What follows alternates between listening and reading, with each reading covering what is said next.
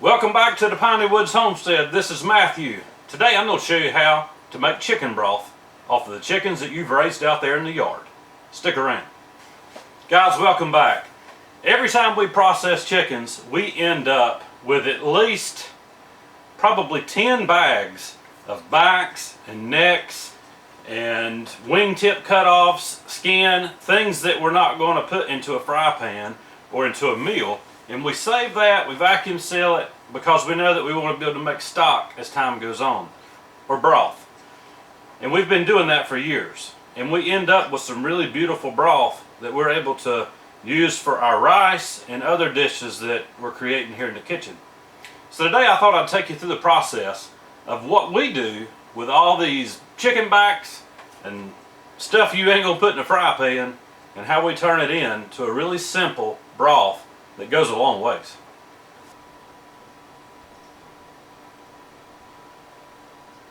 So y'all probably by now, you've seen everybody and their brother making chicken stock or chicken broth, but you haven't seen Piney Woods do it. What we do is we keep all them backs, necks, any cut off pieces that didn't make it into what's going into the freezer for meals, and we hang on to them. And you'd be surprised, the last batch of chickens that we processed, we had 36 birds. That's 36 backs, that's a whole bunch, and that's 36 necks. I mean, it's 36 of everything. And so that ain't a double. And so what we do is what we're doing right here. I'm going to show y'all probably about the easiest way there is to make a high quality chicken broth. I take this big old stock pot and I get every bit of it frozen and dumped into this pot. And it don't take but a few minutes to get it in there. And you're going to think maybe, why are you doing it frozen? Why not thaw it out? Well, as long as this is going to be cooking on some low heat, it's going to thaw out as it's going.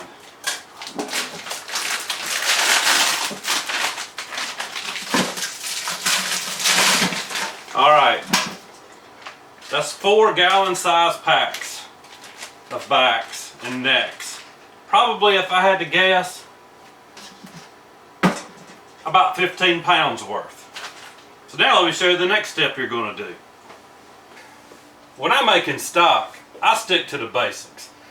I use kosher salt, black pepper, garlic powder, cayenne, and onion powder. That's pretty much what I use cooking in most things anyways. It's kind of like my base. And so I'm going to put liberal amounts of all these seasonings into this cold frozen chicken, and that's going to be what seasons our broth. Now y'all, I am very liberal when it comes to my seasoning. That's the only thing I'm liberal at. But seasonings, I am liberal, because you're making quite a bit of stock. And I eyeball everything, y'all. Just like when I'm building stuff outside, I eyeball it. Well, I eyeball this kind of stuff too. Pretty much all the cooking that I do in the kitchen, I cook by sight, smell, and taste.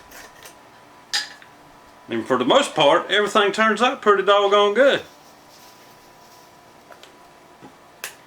And you gotta figure this is a, golly, this is about an 8 gallon pot. It could take some seasoning. So you ain't gonna hurt it. Last thing is onion powder. Now if I'm making stock for my parents, I leave that out because my dad's got an allergy to onion, which stinks. But that's the basis of the seasoning. Now we got to fill this joker up with water. Alright y'all, so I'm in here trying to do serious business making chicken stock, and Kyla comes up in here having to photobomb my video because she's got to be on video here for y'all to see. So introducing Kyla. Hey! You're a dork. Okay, I'm good. Alright, y'all, so she's really not a dork. She's really smart. She just got inducted in the beta club tonight. She's a junior in high school and is wanting to go off to UMO next year, or the year after. Anyways, we're going to get back to making chicken stock now that Kyla's come in here and totally flustered me on everything. But I believe we can get back to it. It's pretty easy. Now, y'all, while my water's starting to fill up in this other stock pot so I can transfer it over here, I want to show you something. This right here is habanero peppers, y'all. Habanero peppers from the garden. You ever heard of pepper sauce? Well, this is pepper sauce that'll knock your pants off. Probably in a bad way if you eat too much of it. That's going to be fitting. Alright, so this is going to take quite a bit of water. We'll get started here.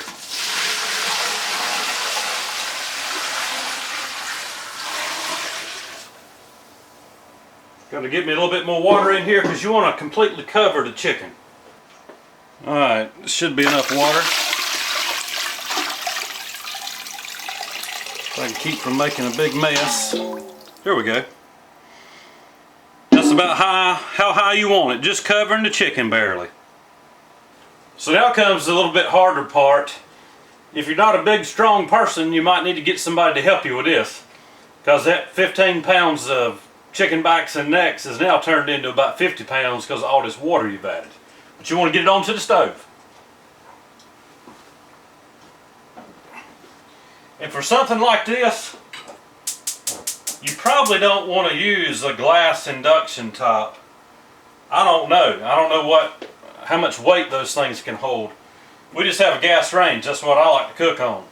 And so it can take the weight. But this is going to sit here. I'm going to babysit it until it comes up to a boil. And that's probably going to take, on medium heat, a good hour and a half. Because remember, that chicken's frozen. Once it comes up to a boil, I'll cut it down on the simmer. And it's going to cook for probably 16 to 18 hours. Some people cook it for days. I'm not trying to do that. I'm just wanting to cook it till I get a nice broth. The chicken's going to fall off the bone nice and tender. We'll shred that up, vacuum seal it, and freeze it. We'll probably end up with 1.5 pounds, 2 pounds of shredded chicken to use in chicken pastry, chicken pies, anything else that calls for shredded chicken. But y'all stick around. I'm going to put this baby to bed, and we'll come back tomorrow, and we'll see what it's looking like.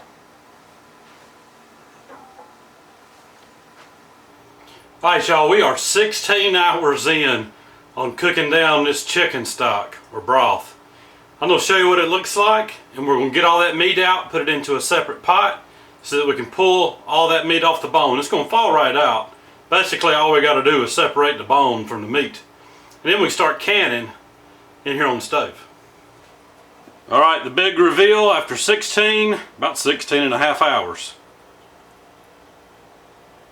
And that's some pretty good looking stock. You see all your seasonings, a lot of them have floated to the top along with any fat and things of that nature. Now, we don't skim our fat off. That's a no-no for us. We want that chicken fat when we can it, because that makes some excellent rice and other dishes that we use this stock in. So all I do is I take a big spider that we'll use for frying,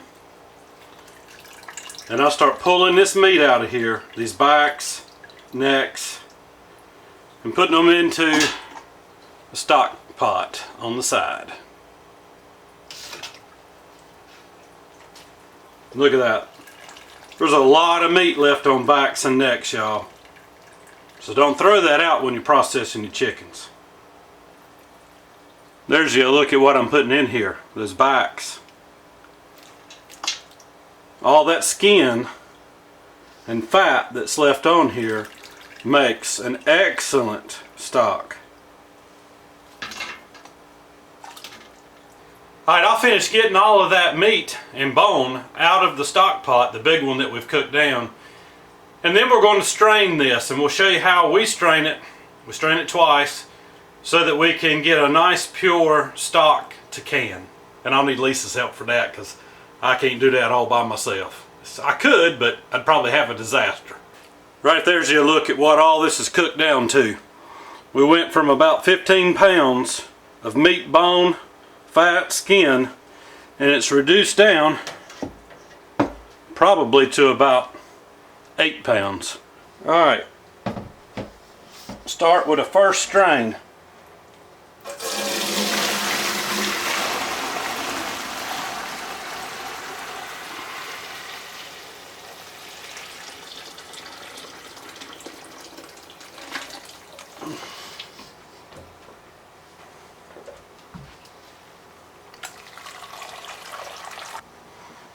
After we strained it one time through just a strainer, then we put some cheesecloth on there and strain it through it one more time.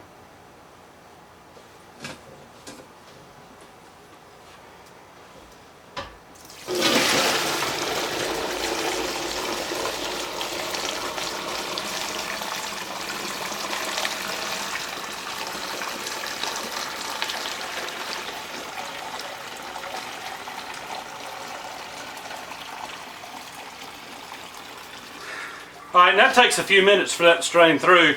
I spilled just a little bit, got a little bit on Lisa, but she did good not to holler and scream since the record button was on.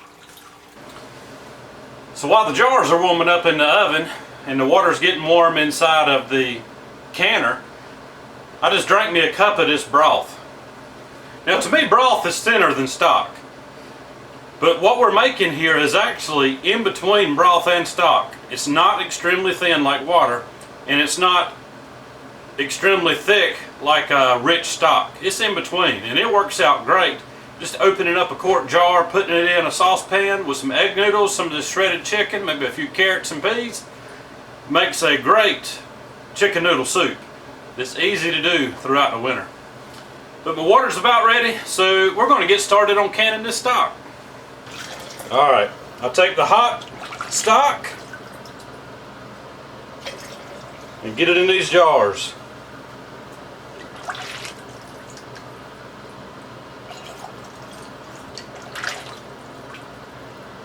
And I know I'm not giving you real technical terms,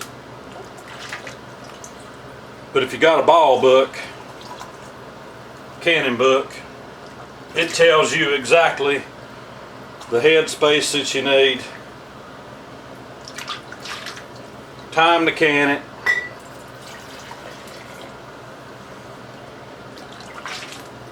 but I will be canning this under pressure, 10 pounds of pressure for 25 minutes. That's based on our elevation and the size jar I'm using. After I got those jars filled, I come back with a clean cloth and get any liquid off of that rim of that jar where I just filled them before I put my lids and bands on. And after I got my lids and bands on, I get my jars in. Now that I got my jars in the canner, that water that's already hot in there, I'm going to crank this thing on up to high, put the lid on, and wait for some steam to pop out of that little vent in the top for several minutes before I put my weight on top. We'll just put this lid on, turn it, lock it in place, and we'll see steam coming out the top of this in a few minutes, and we'll let it do its thing for a few minutes, and we'll put the weight on. Now y'all, it ain't that hard doing this. It is time consuming. It's probably going to take me a couple of hours to get all of this stock canned. But y'all, it's well worth it. We've put up so much stock in quart jars that we'll have enough stock just off of the spring chickens, not to mention the ones we're raising right now, to last on into the time we make stock again late next spring. Alright, so the steam's been coming out of here for several minutes now, and I got a continuous flow of steam. Now it's safe to put the weight on. I gotta wait for this little plunger on the front to pop up and seal. And once that does, this little dancer on top is going to start shaking back and forth a little bit. And I'll set my timer for 25 minutes. Crank down the heat just a little bit and let it go. Okay, now that that little plunger's popped up, all we have to do is wait on this jiggler to start dancing around like a little hula dancer. And we'll turn our timer to 25 minutes. Turn our heat back and just keep it at a constant little jiggle. That's all it takes, y'all. Alright, we finally have lift off on the jiggler, and we can set our timer to 25 minutes. I'll let that jiggle here for just a few minutes on high, and then I'm going to lower the heat on down to about medium low. And it's going to keep jiggling just like this for 25 minutes. After that, we cut the heat off, and it's going to sit here for probably another 45 minutes before we can open it up and get the chicken stock out. While that first batch is in the canner, it's a good time to get on to the chicken meat and get all that pulled off the bone. So I get on that now. Don't waste any time. That way you're being productive while one thing's going, you're doing something else. I'm kind of that way. I like to see things get done. I can't stand lazy. I like to work. Now sometimes I like to take it easy though, and to me this is enjoyable. Doing this on a rainy day. It's raining outside a little bit right now. It's a good time to be inside the house. Although running a canner will heat up your house. And our little house is only about 1,000 square feet or a little more. And it's built like an igloo cooler. So we'll heat it up. So one of my goals is to get an outdoor kitchen built. And I'm hoping I might get around to that this winter. Or at least before canning season starts in the summer next year. Because man, it gets hot up in here. Now this is a job that gets kind of hot. So I like to let it cool off just a little bit before I start separating this chicken. But man, that is some good stuff right there. And the main goal is to get it apart without getting bones. I try to separate out as many bones as I can. I'll just leave them in this pot so I ain't dirtying up so much. That way the dishwashers around here ain't complaining about me using too many pots and pans.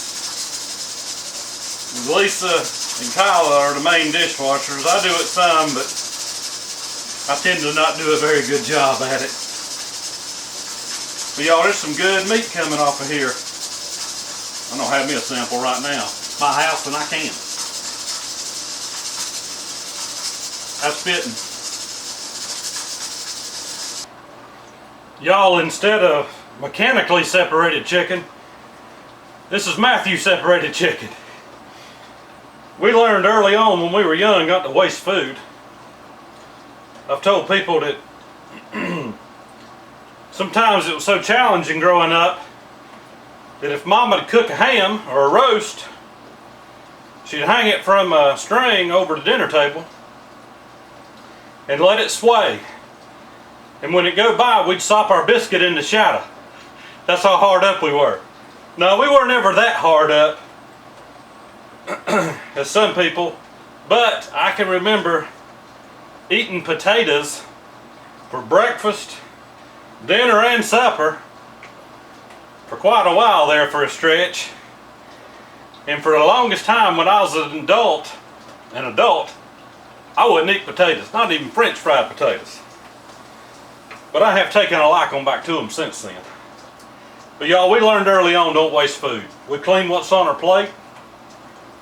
When we're processing an animal, we get as much of that meat as we can before we make stock or feed it to the critters in the woods. Alright, I ended up with just over 2 pounds of shredded chicken. I could have probably got another half a pound out of it, but once you get to work on all them real tiny bones, you lose a little bit. Alright y'all, some moment of truth. Do I know what I'm doing when it comes to canning?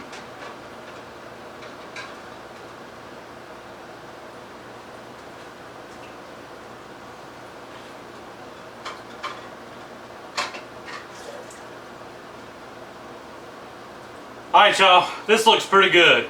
I got another canner full to do, but I'm not going to have y'all stick around for that. I'll get that done before getting to work on supper. But guys, we appreciate you spending just a little bit of time with us today at the Piney Woods Homestead. As we did a little something different, got in the kitchen and showed you how we process those leftover chicken backs and necks, get that extra little bit of meat off of them, and make some wonderful chicken stock. We've already got a pantry full of it, but we don't waste it. We keep making it because we keep using it and we love it. Guys, if you hadn't subscribed to the channel, we hope you'll do that. If you have, we appreciate you very much. Y'all have a great day, a great week, and we'll see you on the next video.